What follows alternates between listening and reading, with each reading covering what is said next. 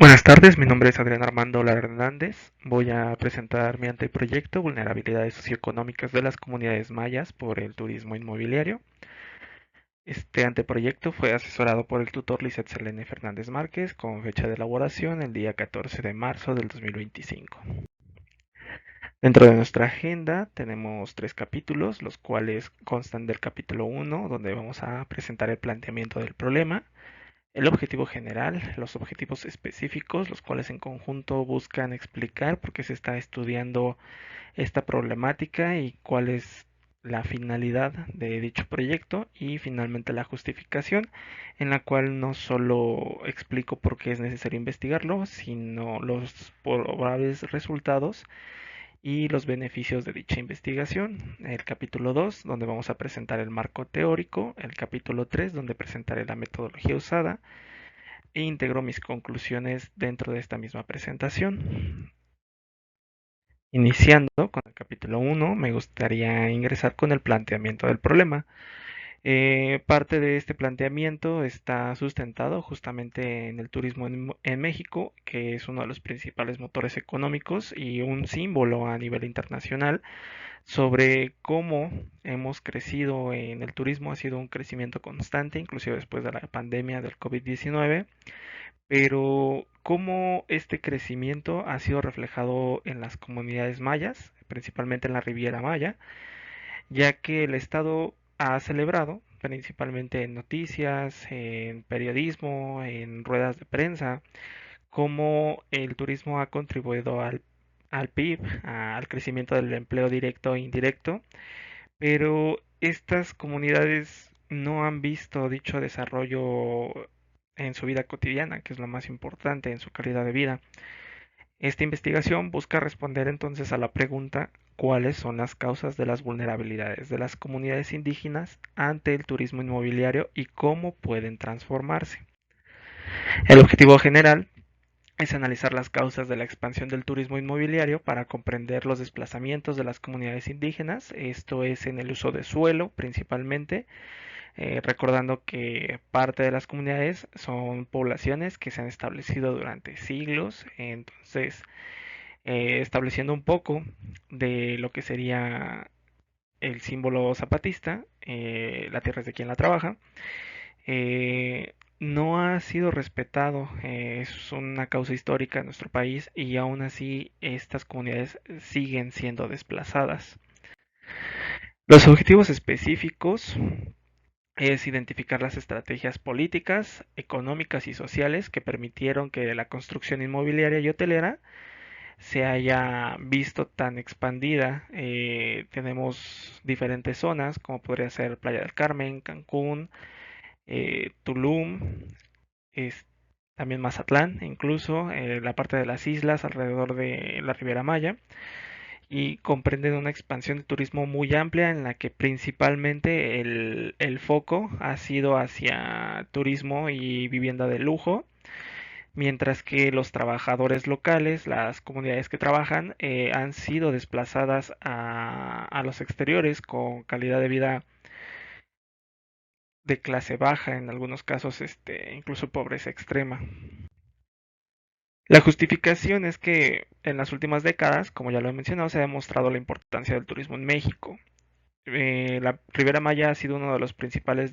atractivos turísticos a nivel mundial, ha sido reconocida por ganar premios a nivel mundial y ha sido de las mayores inversiones en turismo en México desde la década de 1970. De hecho, Cancún fue el primer puerto en ese entonces con el cual se buscó implementar el turismo en México. Desafortunadamente, a día de hoy el Estado no ha protagonizado algún tipo de política pública, algún tipo de política económica o social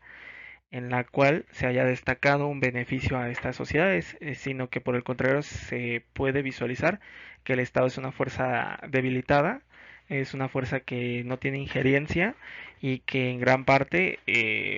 es prácticamente caso omiso ante denuncias públicas, mercantiles o sociales ante un juez cívico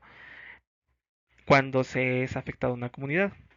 Entonces, esta investigación es urgente no solo por su relevancia académica para el turismo en la licenciatura de Administración de Empresas Turísticas,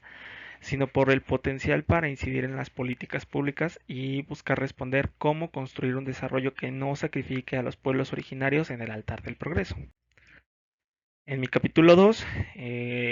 hago uso de un cuadro de análisis literario para referencias,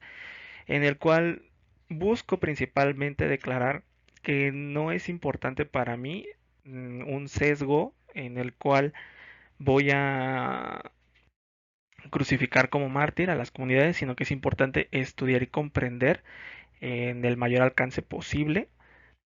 el cuáles fueron las políticas que la Secretaría de Turismo ha implementado en la Ribera Maya,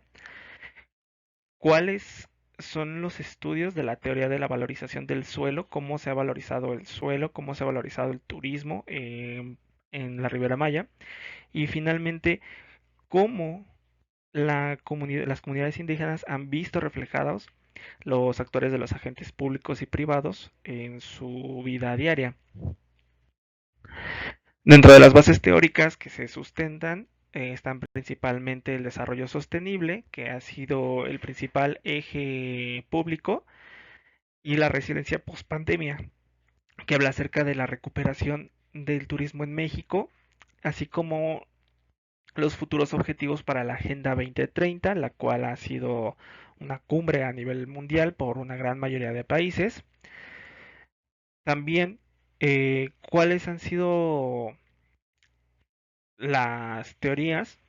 justamente de corrupción en la administración pública, las acumulaciones por desposesiones, los conflictos de patrimonio contra el desarrollo urbano y los términos más actuales que son la gentrificación turística. Es importante destacar que la gentrificación es un proceso y un fenómeno que se ha estudiado con mayor intensidad en la última década, en donde busca explicar cómo el uso de suelo, la vivienda, los servicios e inclusive la cultura termina transformándose para adaptarse al turista, sacrificando a los locatarios, a los vivientes locales y a los propietarios históricos. Es importante destacar que esto no solo afecta a las comunidades turísticas. En las últimas fechas, a través de notas periodísticas principalmente, ha sido documentado cómo la gentrificación genera más gentrificación, por poner un ejemplo diferente a este, principalmente la Ciudad de México, en las colonias que anteriormente eran de lujo, han empezado a ser ocupadas por extranjeros. Estos, estos vivientes locales de estas principales alcaldías de la Ciudad de México se empezaron a desplazar a los alrededores y en las lejanías de la Ciudad de México por el encarecimiento, y esto provocó un encarecimiento directo, generando que ahora las siguientes poblaciones se mudaran al Estado de México. Actualmente comienza a cobrar fuerza el, las afectaciones principalmente al sector público y privado de trabajo, donde ya no se encuentran empleados tan fácil por el tiempo de distancia, el cual pasó de un promedio de 1 a 2 horas a un promedio de 3 a 4 horas, en el cual es complicado que las personas sigan buscando trabajo en la Ciudad de México. En mi capítulo 3 quiero declarar el tipo de investigación en el cual se planifica que la investigación esté orientada hacia un diseño mixto de cualitativo y cuantitativo, con preguntas y casos sobre el abuso de las comunidades indígenas, la ilegalidad y los casos de violación de derechos y la pasividad del Estado, junto con la percepción del ciudadano promedio hacia las instituciones públicas. También estudiamos de forma cualitativa datos de informes de gobierno, Sectur, INEGI, Datatur y Data México, los cuales son las principales fuentes estadísticas que se proporcionan, principalmente Data México, la cual ha sido la más reciente, una iniciativa lanzada por gobierno en el cual se busca no solo establecer el uso estadístico nacional, sino también internacional,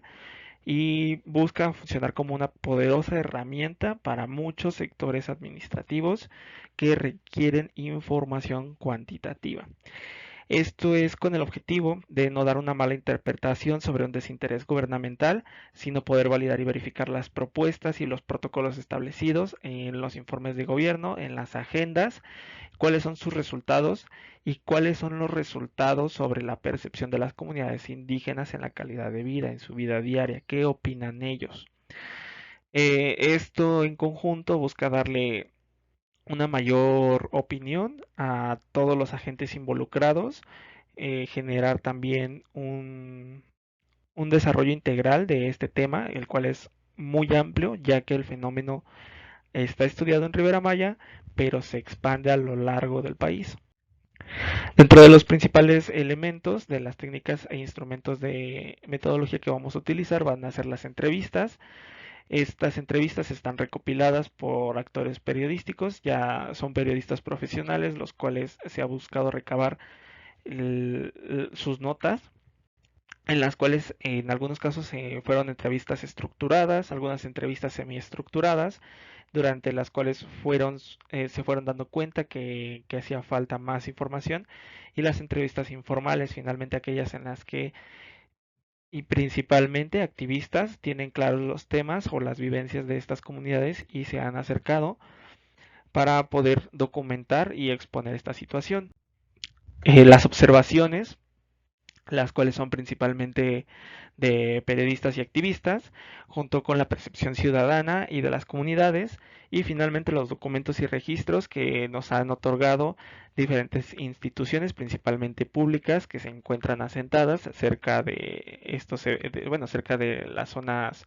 de estos eventos, como las universidades de Quintana Roo.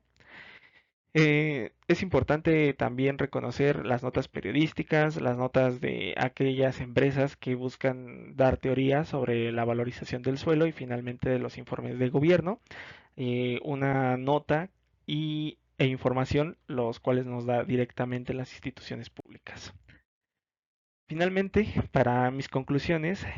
quiero informar que esta investigación ha enriquecido mucho mi opinión sobre las vulnerabilidades de las comunidades indígenas. Era un tema que me interesa, es un tema que